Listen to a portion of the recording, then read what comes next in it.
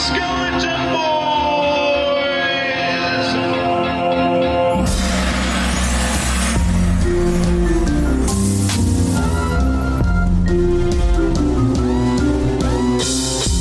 Hello and welcome to the Skeleton Boys, a horror movie podcast. I am Rolando. Yes, you are. Happy holidays. It's me. I'm John. Sex. All right. John Sex is your name? Yeah, we're going to get a lot of listens. Hashtag John Sex. Please tell me that's how hashtags work, right? I just got to say hashtag and then we get a bunch of hits. I think that's how that works. Oh, fuck. Anyway. And welcome to our annual Christmas special. You're right? Yeah. You're right there. Eggnog, you spiked eggnog is... you know what? Can you pull the original Christmas version I made for the theme and use it for this? Yeah. I still have it. I think I've used it the last 3 years. You see how I did that on the air? So you have to do it again for the fourth time in a row? I mean, I could force you to make something else right now since it's on the air. After the fact. All right. I need some. This is going to be the new theme. Hey, everybody, it's Christmas time. It's time to get drunk and kind of queer. We're going to fuck everyone and have a sexy, droopy, sloppy, goopy time. I've been drinking mezcal. All right. You can use that if you want. Thinking about things you see in your room. Yeah, my mezcal, Christmas decorations, which I'm about to put up tonight because I'm drunk enough, and my wall of cum. Anyway, so moving on. This year we will review rare exports. As always, John will give us the fun 5 words. We'll give our first thoughts, and then go to a deep spoiler analysis. But first, you go back to Steve Coder. We're reviewing from Season 3, Episode 10, Revelation Chapter 2. Boy, do we got a lot to talk about this episode. Do you want to just start with the... Boy, do we have a lot to talk about this episode. I feel like Boyd is the least interesting part of this episode. That's insane, right? Like, because he's still interesting, but it's like, I agree. Something that you talked about last episode that I'm like completely on board with is like Elgin's character. They just made too stupid too quickly. Right. Yeah. I have to agree. We wouldn't get Sarah Myers like full. I don't want to say 180. I just think she's like sick of it, and she's like, nobody's gonna fuck with the people I care about now. Mm-hmm. Especially this black guy. No, I'm just kidding. I am white Sarah Myers. No, I'm just joking. She's excellent. I fucking love her. And Elgin's that actor's doing a fucking great job too. Where did we leave off? He was being tortured by Boyd, and Boyd was about to torture him into confessing where Fatima is, and he is unable to go through with it. So Sarah rips out one of his eyes. Yeah, which everybody online probably at this point has pointed out that since he's one-eyed now, that he is exactly like the soldier, and with the one eye. And there was another guy drinking out of a skull or something that also had one eye. That Jade saw, so, right? Yeah. I think there's a lot of like duality now. That's what they're doing, is like the people who have been there are returning. I doubt it's going to be everybody is kind of being reincarnated, but the important characters. Yeah. And I think we know who the important characters are now going forward. Because to me, this episode felt like a bit of yes, they finally revealed big stuff, but then it's also like a soft reboot on some of the things, because they kind of want to just focus in on these characters, the most interesting characters, and then kind of go from there, from the show. Because I think Boyd, this episode gets the picture of the Polaroid, and it's of the home he was supposed to retire in, right? Yeah. Which is interesting because somebody pointed out that the boat on whatever, like Reddit or whatever, they pointed out that there's no boat in the picture. So maybe that's another way off this place, is that his boat, because he did bring, his boat is there may be not, maybe not his boat, but there may be a boat now involved. So, pretty wild theory. That's a wild theory, yeah. No, I mean, no, I'm gonna give you a pretty your own wild theory. Yeah. So you know how we're very aware that time works very differently in this place? Mm-hmm. What if this is all an extreme capitalistic endeavor, and all these people keep forgetting, because time works differently here, that this is a timeshare? A literal time travel share. yeah. Food for thought. I don't know. Yeah, I mean, so we should probably talk about what they finally revealed. What are those monsters? How do these monsters get created? We know now. Because they asked for it, right? So they sacrificed their children. Right. To become these to live forever. But so it's like monkey paw them, right? It's like they get to live forever, but they're basically soulless creatures that live in the ground during the day and come out at night. Don't eat, don't whatever. They just hunt people or whatever. They're just there forever. And because they sacrifice children. Potentially a handful of people that decided they didn't want this anymore because of their kids, and keep getting reincarnated and coming back. Well, see, this is where I think this is the part I'm saying, like, they soft rebooted it, because it's clearly set up that if you look at the characters of Tabitha and Jim, they lost a child, right? Oh yeah. Right? That story detail is like, you can already see that's like it's in place, but I don't think that they decided to get rid of Jim this episode and introduce, Jim dies. I think Jim's dead. I'm assuming, right? Because so that's the very end of the episode. Jim gets slashed by. It's not one of these things. It's something different. It's right. It's the man he. Yeah.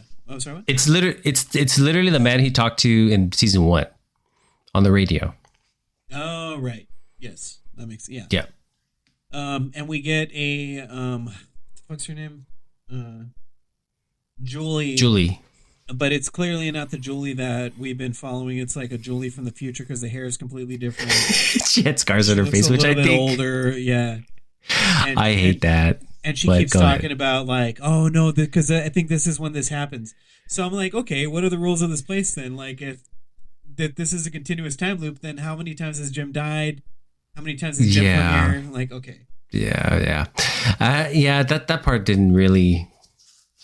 Yeah, that part didn't interest me. I don't like it's kind of cool that they're going to do time travel stuff, but the way it's distilled is kind of like, look, it's Julie from the future. She's wearing a wig. She has scars in her face, so she's really clearly from someone. Yeah. She's clearly from another time. Like, I hate that, but that could mean that that we may have a time jump when we come back, right?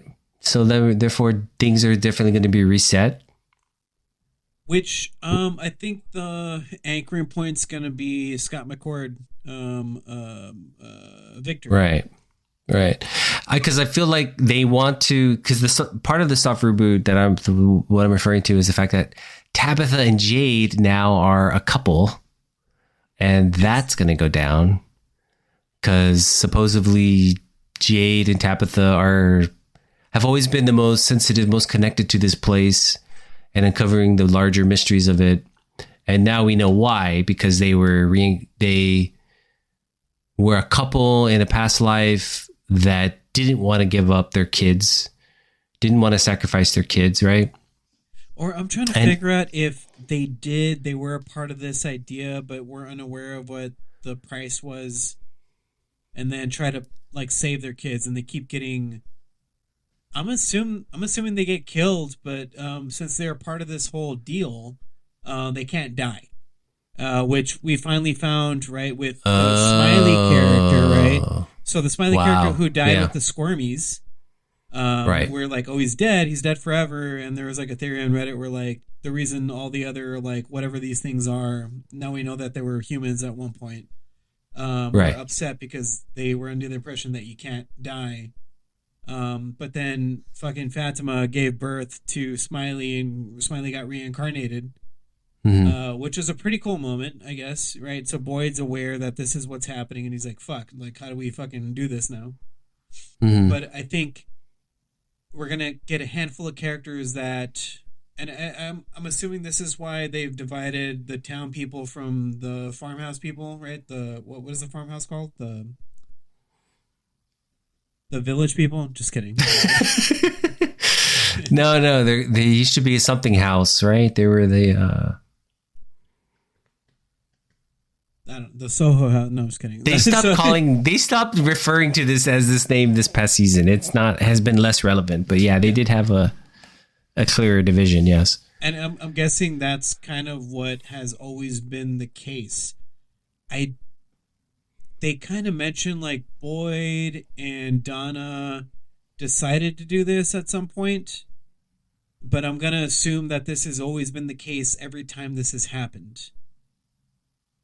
So I think like, but now we're dealing with like Boyd and Donna are on the same page, and I think these are all people that potentially decided against becoming these things or like losing their kids forever. So I kind of was suspect of the fact that Tabitha and Jade in another life lost a little girl, and I think that's what that Nkui kid, the girl with the half hair or whatever, that probably was their kid in another life. That's what I think. Tabitha and Jade were part of probably the first group. And I like what you're saying because it actually adds to the thought of like duality, like because they get reborn, right? And they return to this place just the same way the Smiley guy returned too. He got reborn there too. So it's like they are forever tied to this place because of whatever happened, right? Whatever hundreds of years ago or whatever. And there was that's an interesting thought. Something I didn't notice was at the beginning when Jade first entered the place, he had one of those charm bracelets that Tabitha makes. Oh. Okay. And I saw a still and I was like, oh shit. And somebody's like, no, I just think like he had a bracelet, but I don't know. That's too coincidental. Like that's very specific costuming or propage or whatever. So I think Boyd's wife understood that, and that's why she kept killing people, and that's why she ultimately decided to like get killed too, because she understood this is the only way we get out of this place and we can live our life for a little while before we have to come back. So I think a big reveal in the next season is going to be Boyd's wife as somebody else coming into town, or she's already in the town and he's unaware. It would be really annoying if it was Julie, by the way, but yes.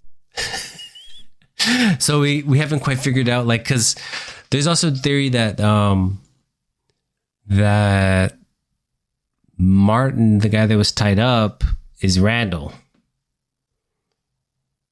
Oh man! Because they both heard the cicadas or whatever. Yeah, you know what I mean. Like they both heard the cicadas. So the other two people that he was tied up with died, who we don't know, but we can say reincarnated as Julie and what's the other girl, Mari. Yeah. I mean, that'd be great. Yeah. I'm also glad that Randall didn't fucking zap his brain. Oh yeah, that's true. Yeah. No, it's so annoying. Like, don't. Uh, yeah, a lot happened in this episode. So Phantom I Mother think gave birth to that thing. right. Elgin was convinced that, like, no, you don't understand. This is the only way to save everybody. And it's like, that's why Sarah came back and is into the fold again. That's what I mean. Like that's the hardest leap of logic I have with the show is that like we as an audience, it's like I hate when the audience is ahead of the characters. Does that make sense? Like because we know since episode 1 when we saw the grandma on the roof that tempted the kid and then like massacred him, we know that these things kill you, right? They're there to hurt you and manipulate you. So why isn't that just like plainly explained to the next group of people that come? Like these fucked up shit here. Don't trust anything other than the people in this room. I think like it even got to Fatima, right? At one point, because she couldn't like focus on her thoughts. So I think Sarah Myers understood she was getting fucked over, but couldn't explain that to anybody because she got, ousted. She was an outcast, like a pariah. And then Elgin came in, and because he just wants to help, kind of like Sarah, but nobody was there to be like, hey, this other chick went fucking batshit crazy too. Like, don't do that, because he wasn't as vocal about it. He was like real secretive because he thought he was doing the right thing.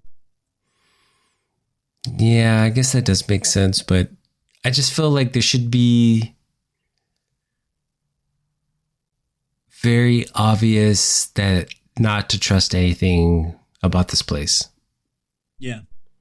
Does that make sense? Like at this point, we're like fucking 3 seasons in. I'm also wondering if I'm going to assume the writers are really intelligent people. And like Sarah Myers and Elgin are like a separate, like a third group of people that try to help and keep making things worse. And they keep coming back too. Yeah, I would say like not everybody. My thing is I don't think everybody's going to be like somebody. We're just going to focus like on a core 6-7 people that are this have a bigger connection to this place. That makes total sense. I think it's just like in general, if you're driving in these like back road areas, you're probably not alone. Right. So it's just the way that this place gets the people it needs back in there. Yeah, I think everyone's kind of skipped to the end. It was what did you think of the man in yellow? The man in yellow. Oh, the guy that talked to Jim in season 1? Right. Yeah, the guy at the end of this episode. He kind of comes out from the forest. It's like a lot of questions. It's like a lot of like, okay, so Julie's fucking running away from this guy. This man in yellow is fully aware of how time works here, and he heard the fucking violin thing play. So apparently music's very important here, especially because of the music box, blah, blah, blah. Well, Jim is the one that actually solved the thing. Yeah, no, for sure. But so that's why he got killed. Jim has always been the one that's been wanting to know more and pushing to escape. I mean, yeah, I guess, but it also really felt like Julie was running away from this thing from the future, her future, and led this guy straight to Jim. You know what I mean? Because he had just had this conversation with Tabitha, who is having an existential crisis, rightfully so, because she's fully aware that she remembers her past lives now. Right. Which I fucking called Rolando. No, I'm just kidding. I don't know if you recall last episode. I was like, "Oh, is she this person too?" And you were like, "No," and I was like, "I don't know." From rules. I'm just kidding. That was just luck of the draw on my part. But yeah, the man in yellow, I don't understand how something that's that bad can be around during the day and has never popped up, and now it's going to pop up. Does that mean everybody's like fucked all the time? I don't understand. Yeah, it's definitely a change now. But something Reddit pointed out was Victor's mom had a painting of a man in yellow suit in her. So this is clearly foreshadowed. Well, and the writers have kind of thought they have definitely big plans. I think this is probably going to be. It's hard to tell, but he could be somebody that. I don't know if he gets involved with the town. He couldn't get involved with the town. He could separate them because he knows so much about this place. Because it sounds like, because remember, they have to like sacrifice people too, right? That's not the whole thing gimmick here's. They want you to sacrifice people, like the kids. So, yeah, I feel like a big part of the first season with Sarah Myers was trying to be convinced to sacrifice Ethan, right? Because he's a kid. But now he's not a kid, right? He's more of like a worm. I'm just kidding. Yeah, I'm not trying to make fun of chubby kids. He's just obviously aging very quickly. Who knows? Maybe we won't see this guy again for another. He'll just be whatever in the forest. Who knows? Yeah. I don't know. A lot of questions got brought up. I mean, I thought it was a great episode. I will say my favorite part was Scott McCord and Robert Joy, right? Victor and Victor's dad. They have a conversation, and it was like, oh my God, that was like my favorite scene. It was like, I kept like fawning over, like, man, I'm like, God, Scott McCord is fucking great. Oh, and now I'm gonna remember his name forever. Like, I don't know. Yeah. Just a quick detail to that is in that scene, clearly they're setting up that Victor's sister is not dead. Because I was questioning that, yeah. Because he says something to the effect like, I buried the mom here and I buried, my sister or his sister, but there was very little of her left. So he doesn't even know, he's not even sure what he buried. He buried something. So I think that's the sort of wiggle room they have now to add Victor's sister to this. Interesting. Do you think it's one of the people that's in the town again? I don't know. Maybe she's hiding somewhere else. Maybe there's like a whole other group of people somewhere else here. I mean, who knows? Or holy maybe shit, that would sound. There's this other show that had a similar thing. I don't know if you're aware of this show.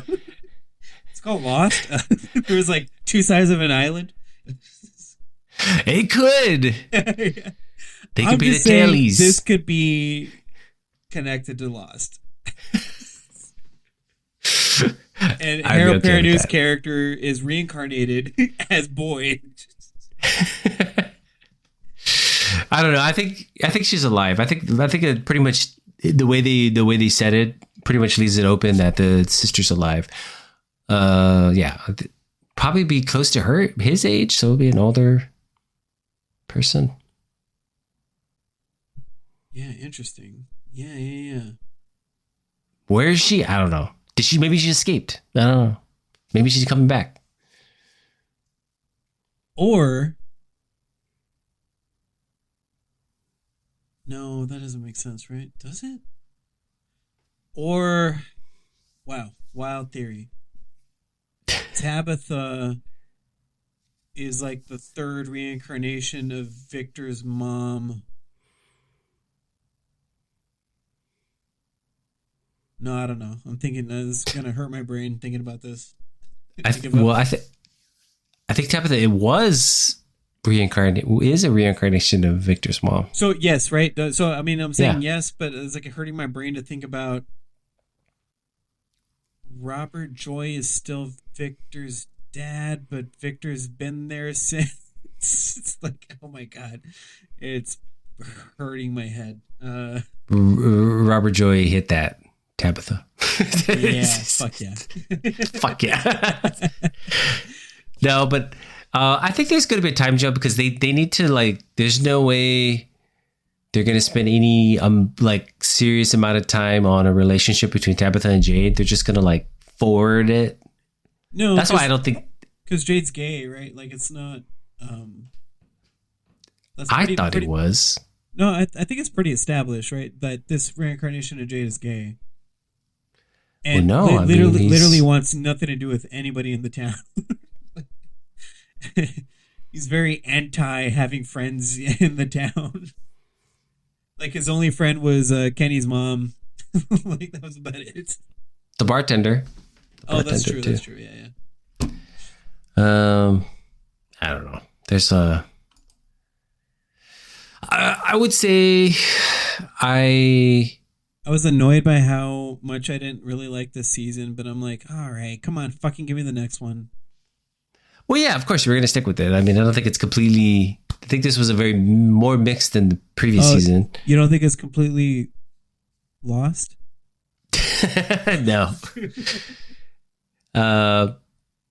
Was it? I think it was like there's very they progress the story forward, but like I wasn't always. It's very mixed. I'm very mixed on this episode because And I'm also realizing that this whole season, I think, was also a um, hard product of the writer's strike. hmm, You know what I mean? Like, I mean, I'm all the same writers, but I'm sure, like, it's not like they stopped writing, but they had a lot of other shit to deal with. Like, right, yeah. Yeah, I don't know. I never heard anything about how the writer's strike affected the show per se, but it must have, I guess. I mean, we don't it know. postponed the season by like a year. Luckily, that's not going to happen. Oh shit! Well, I think they Oh tend shit! Next season's not coming out to 2026. I think they've always done this. We just haven't been aware of it. They've always taken 12 to 16 months between seasons. So sorry, my cat came in. He needs to use the bathroom. So yeah. Hey Go to the Annie, no bathroom. names. So yeah. Okay, so that's from. She couldn't wait. So yeah, it's clearly she's not a fan of From. It's not, Annie, what's your review of from episode 10, Revelations chapter 2? it's Oh, poop. Shit. Oh shit. Okay. It's a lot of it. It's like I don't fully disagree. No, but I did. I mean, it was one of those things where I was like, yeah, of course the last episode is going to be like pretty fucking good.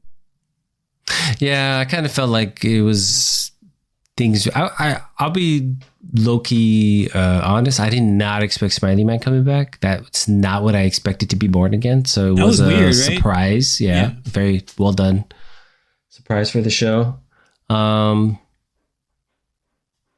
So the guy, the man in yellow, is the voice of Sid in the Umbrella Academy, which I think is the. I don't remember. Anyway, he's a voice actor. Apparently, he's very celebrated. Yeah.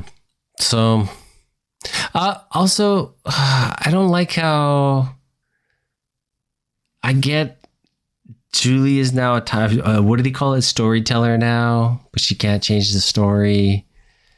I don't like how Ethan explained that. Like, I didn't like the way any of that was delivered. Maybe Ethan is the. Damn! Are you gonna hate the movie we're gonna review today? Because technically, I didn't understand it without the captions. So, yeah. well, you got to give it this. At least it was a finished movie.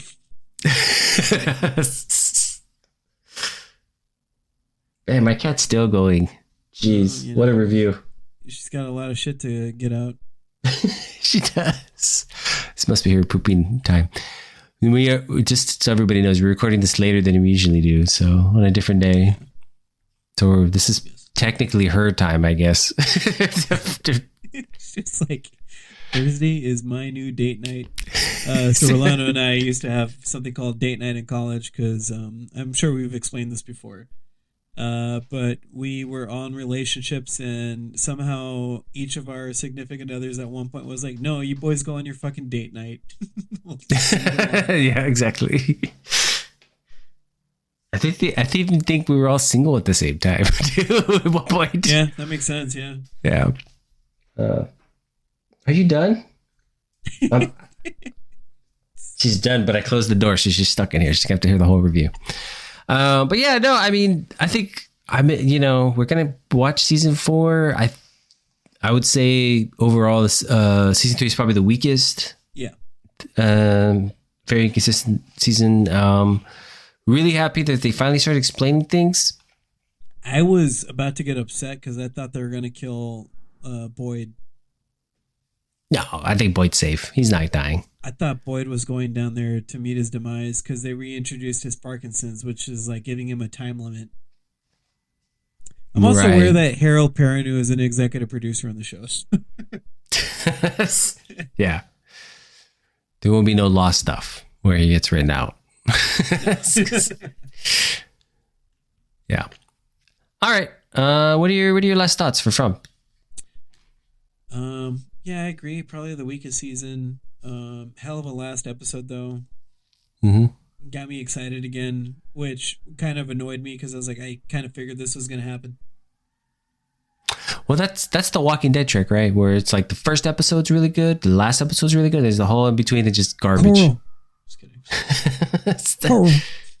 They did that for like 13 seasons or something, where it's just like the first episode's good, the whole other season's trash, and then the last episode's good. Yeah, pretty much. Except for when his name is Chad Coleman. You know that actor? He had a really fucking amazing story arc. And there's something about The Walking Dead. I know we're not talking about From, but where The Walking Dead, they do certain things where you're like, oh, you're gonna fucking kill off this character now, aren't you? You fuckers. And the episode they killed off Chad Coleman wasn't necessarily like that. He got bit at the beginning of the episode, and then it was like probably one of the most beautiful episodes of television I've ever watched. It's like that, and the one, I know everybody talks about it, the one with what's his name? Megan Mullally's husband, Nick Offerman, and in Last of Us. The Last of Us? Yeah. Mm-hmm. I thought that was a really, really sweet episode. Yeah. We haven't really gotten that in this show. Yeah, it's true. There's no attaching to characters really, but yeah. No, yeah, you're right about that. It hasn't quite hit those heights. Except for what's his TV. name? Gary? No. Daryl? No. Donna's husband in real life. Oh yeah, Dale. Dale. Yeah, I was sad. I basically treated that like it was an episode like that, even though he's obnoxious. I'm like, ah. Well, I mean, this is just TV. It's not HBO, so. It's true. All right. We are ready to move on? Yes. All right. Let's move over to our main review of Rare Exports. John, do you want to give us the plot in 5 words? Johnny. 5 word plot summary. Rolando, drum roll, please.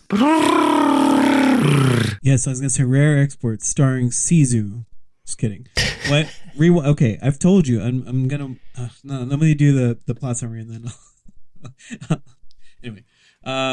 For Rare Exports, coming in at number 3 for my plot summary. Child's Christmas sack blows up. Okay. Coming in at number 2 for Rare Exports, it is now a musical. Santa baby, don't kill me. Is that 5 words? Yeah, no, definitely. And coming in at number 1 for Rare Export, Jingle Bells, Killer Elves, Rock. Very nice. So I've told you for, I don't know, I think 20 I said years? it last year for sure. I was like, we should do it. Because I watch this movie like every year for Christmas. And it wasn't until this year, I guess, because Sisu didn't come out till last year, late last year, early this year. No, when was it? I don't know. But I was like, oh fuck, that's Sisu. And I was very excited because I really like the movie Sisu. Which actor is in it? The main dad. The main dad. Because I'm not quite sure. Jorma Oh, Zizou. Yeah. He did look familiar. He's almost playing the same character. Right? Just Survivor. Yeah, kind of indestructible. And it was one of those things where I was like, I always forget that the dad's like kind of jacked. And I was like, wait a second, that's Sisu. It's true. Got very excited. What'd you think? What'd you think about this honest telling of Christmas lore before we got the Coca-Cola version of Santa Claus? I would say I really liked it. I think it was clever. It was clever enough. It was fun. It was fun, like inversions and twists, on the Santa lore. And there's a bigger twist at the end that I did not see coming, honestly. It's all about capitalism. A lot of old men genitalia, which is fine. And but yeah, it really wasn't. It felt like, I think the filmmakers did a great job of invoking sort of, holiday movies, E.T. movies with the kids. They felt very authentic, or from that type of movie, the way they're the brothers and stuff. While the adults are played more like starkly, more grounded, more real, about the situation and stuff. Jamari Halander, right? So this is a Finnish movie. He's from Finland. Did 2 shorts that I have not seen before this that incorporate more of, what is it, sub-zero or below zero exports or whatever. Talking about kind of more of the lore behind all this, and then he made it into a feature film, and it just like worked spectacularly, I think. Yeah, I would say this movie works. I'm assuming the short does work too, because it's a pretty fun idea.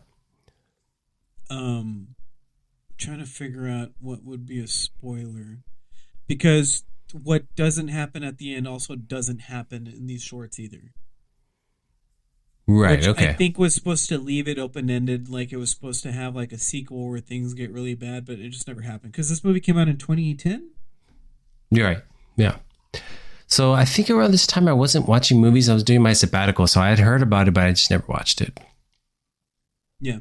So it's a blind spot for me. So, but I was well aware of it. You know what I mean? Like sort of the idea of not really like it. Well, I guess an evil Santa Claus, right? That's not a spoiler. It's pretty. No, and it's also, if you have ever read the lore of the idea of Santa Claus in different cultures before we got the Coca-Cola version, right? Right. That's the Santa Claus everybody thinks of is Coca-Cola fucking made that up. Was always like, oh, let me, reward good people. And then I think everybody has this idea of like Krampus, which has always been around too, is like, let me punish bad people. But Santa Claus was also like, oh, let me punish bad people too. Right. Which is kind of fun because they briefly go into that. Like this kid, the main kid, who's a fucking dweeb and a nerd. No, I'm just kidding. Because his room is like littered with books, but it's also like it's, I don't know what part of Finland this is, but they are in a very remote, snowy area. Like you don't see any sort of land at all. So I'm sure there's not anything to do, and I'm sure they don't get any sort of reception for like television. Kind of like Portland or like Oregon. Just kidding. No. But yeah, so he's reading up on it, and he's like, I think he's going through Santa's history and seeing that he's kind of like, I don't want to say evil, but he punishes people very severely, like to the point of death, especially kids. And they show Santa has horns, and because he doesn't want to see that, he starts to like color over it, making like a Santa hat, because he doesn't want to see that. It's like he doesn't want to. I think he believes that this is real, but doesn't want to see it so badly that he's got like an advent calendar. Plug. We reviewed a movie called Advent Calendar. And he doesn't want to see that so badly. So the 24th door, he doesn't want to open it because he's afraid Santa's going to appear. So he tapes it at one point. He staples it. But then lo and behold, he has to go to a hangar that they built, and it's got a big 24 on it. It's pretty fun. Reindeer are food in this, apparently.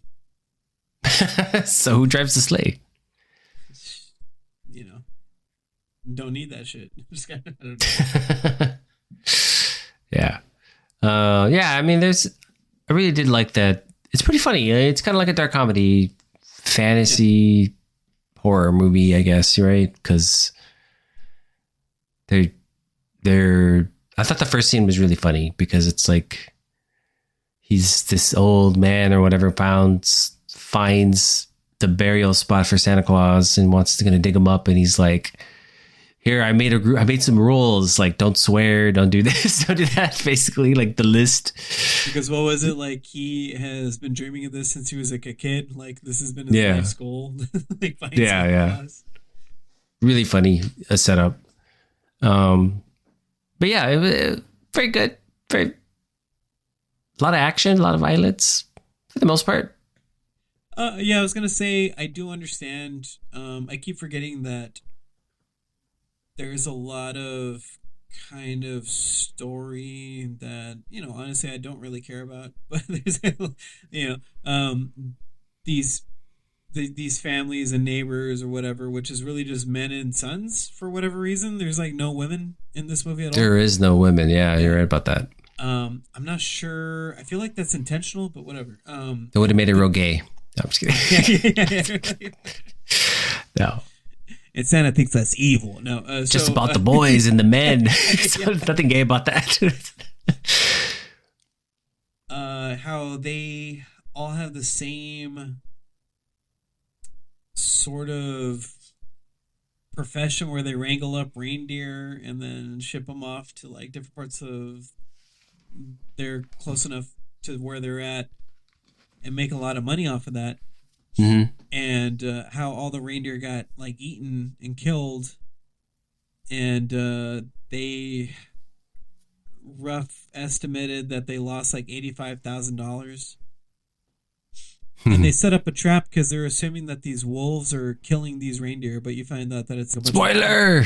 Oh no, the spoiler is something else. No. There's a couple of spoilers. That's a big one.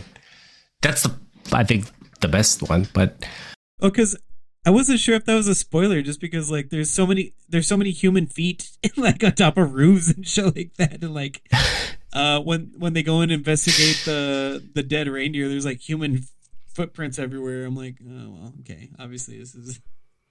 Well, I didn't think it was. I mean, I didn't think it was that spoiler you said. I said gnomes. I thought, based on what I had seen, that they had captured Santa Claus. Oh, which they could have. I don't know. No, but they didn't. They say they captured. Wait, are we in spoilers? I don't know. That's why I'm being so ambiguous. Let's just say we're in spoilers. Wait! No. Stop talking, guys. Stop the podcast. Please stop the podcast. Because we're about to go into spoilers. I've learned the folly, or should I say the holly of my ways. So they end up We're spoilers, okay? 100% spoilers now. So they instead of they catch an old man with a beard, very skinny old man. And real fucked up. This is my favorite part. So the guy at the beginning who like tasks all these people to dig up what he thinks is a burial site for Santa Claus. All those guys at one point get picked off, but you don't see what's picking them off. And then Jorma, I think is his real name, sets up a trap to catch the wolves. And he there's this whole sequence where his son doesn't want to see him slaughtering a pig for whatever reason, and hangs a pig's head as bait. And they catch something, and then they realize it's a human, and they look at like his credentials, and what was found near him was actually one of the guys that the guy at the beginning had tasked to dig up Santa Claus's grave or whatever. Mm-hmm. So they just assume it's some guy that was born in like 1950 something. Mm-hmm. And they decide like, oh well, our bad. I guess we got to do the only logical thing because we're butchers is to cut up his body. And then they realize he's still alive. Yeah.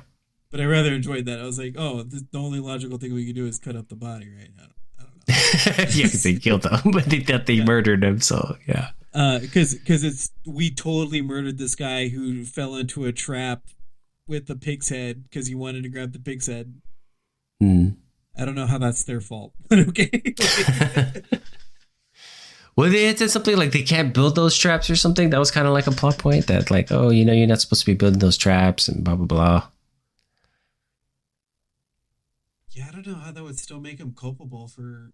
Yeah. It seems like a very like unspoken rule there. It's not very like please don't dig up fucking the ground and put spikes in it, please. Yeah, to kill wolves because random old white men might try to like they might fall in there. I don't know. Yeah.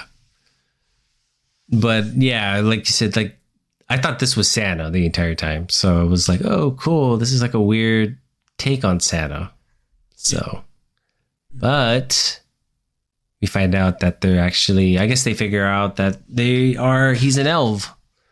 And they're the ones that are trying to free Santa. Basically just doing his work, doing his... that was a pretty comical moment too. They are trying to leverage that they have Santa Claus because they finally all believe. I forgot why they decided to believe this, but they're like, oh, should we fucking caught Santa Claus? Let's talk to those guys because that's clearly what the fuck they were doing up there because they were upset because they were under the impression that it was their fault that all the reindeer died. Mm-hmm. And that's how they know that there's a big hole up there. They all went up there because Sisu was like, I'm going to fucking shoot these people. They were very, very brash, toxic masculinity going on. Right. Go up there. There's nobody out there. So they just leave. And they're like, oh, shit, I think we caught Santa Claus. They're trying to leverage the guy with like, hey, we got him. So like 85,000 or more or whatever, which covers their loss for the season of dead reindeer at this point. Mm-hmm. And the guy at the beginning of the movie goes up, looks at him, he's like, oh shit. Everybody smile, act happy. Everything's fine. Like, what's your problem? He's like, this isn't Santa Claus, it's one of his helpers. They're like, are you fucking with us? Just give us some money. He's like, no. Turn around, act happy. Put the guns away, act happy. And he immediately gets like a fucking pickaxe in his head. And then you see a bunch of naked old like men who are the elves, right, pop up out of nowhere. And then they run inside of this is where the kid didn't want to go inside, but there's a big 24, which would have been the 24th day of Christmas. So it's the day before Christmas. And they go inside and see that there's a big ice block. And you can see the horns coming out at the top, and they're like, oh, that's fucking Santa Claus stuck in this fucking ice block. Mm-hmm. So they're like, what do we do? And the kid is like, this fucking dynamite, bro. Fucking dynamite, bro. Fucking dynamite, bro, all day, every day. Classic movie line. Yeah. Don't even stress. I'll make sure it happens because I'm going to hang off of this net full of dynamite that you're going to fly into the air with a helicopter. Everybody's going to be cool with it. Totally gonna work. That's always my favorite part. I was like, they just allowed this kid to hang off of this fucking big net of dynamite hanging from a helicopter. I mean, he has a pretty badass dad, so I'm sure they're we're fine true. with It's it. easier, yeah. Yeah. But yeah, I think at that point, I was slightly disappointed that we didn't see Santa Claus. That's why I think they were trying to set up for a sequel. There hasn't been one, right? No, it never happened. Like, it just never got the funding. So I guess it's more of just like 80s action, right? Like, yeah. I I think, because if Santa Claus got appeared, there would be no way to defeat it. Or it would be like a really dumb ending, how they beat him or something. True. The power of love saved the day or some stupid bullshit like that. Yeah. Right. I mean, well, I'd like the twist that they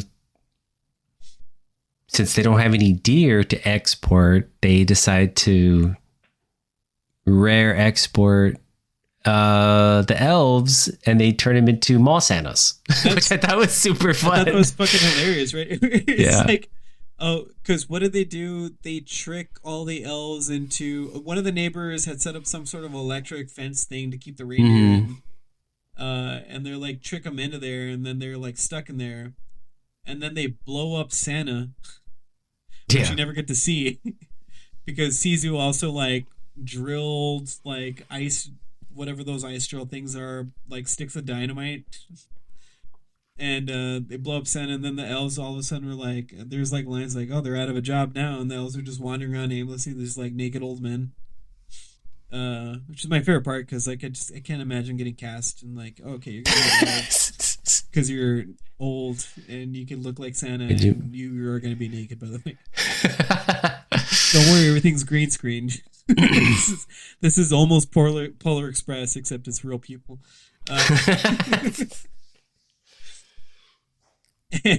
And now they're like, okay, we're just gonna train them to be mall Santas, and how they're being like really militant about like, no, don't do this and don't do that, even though these things can like snap a person in half, I think, but whatever. Right. Yeah.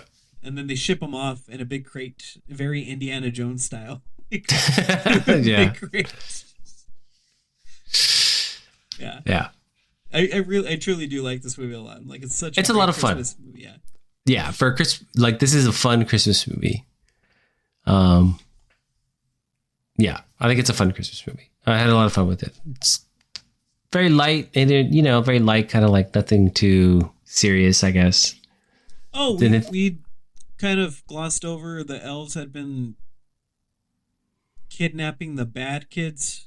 Right. Then his and then like his brother got kidnapped. Or no, that's not even his brother. It's like his neighbor's kid. Oh, I thought it was his brother. No, it's like the neighbor's kid.